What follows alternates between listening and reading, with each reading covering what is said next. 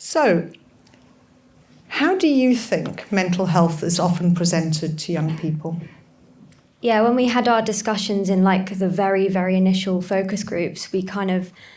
brainstormed how mental health was presented currently in the media, and what we found was like it was usually presented as sort of like people in hoodies, all like black and white, very sort of stereotypical, and that's what we were trying to move away from particularly. Also, I think this idea that like it's always like very dramatic, that it won't take place in a school setting or the playground or out with friends, whereas with our video, as you can see, people are still going out and socialising, but maybe they're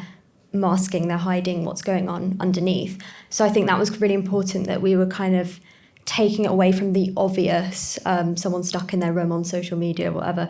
and kind of making it more realistic, as like you might not know your friends suffering from mental health problems, which is where we got the idea for the sort of writing on the arms and things like that. So we sort of spent quite a lot of time actually thinking about various ways we could illustrate the idea that your mental health is there in the background, but it's not necessarily visible to everyone else. So we took quite a lot of time sort of thinking about various ways we could do that creatively. So I'm really happy with what we came up with. Also, I think when mental health is presented in like media at the moment, it's sort of shown that when they go and speak to a counsellor, or when they speak to their GP or their family or whatever, that their mental health immediately goes away, and they're sort of like the tissues are shoved towards them, and then like, oh, it's all fine, and then it's all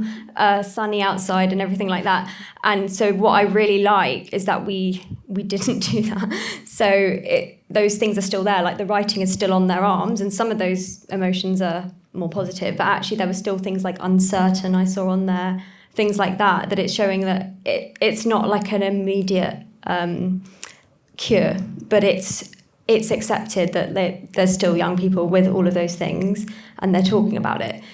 which is what we wanted to present basically.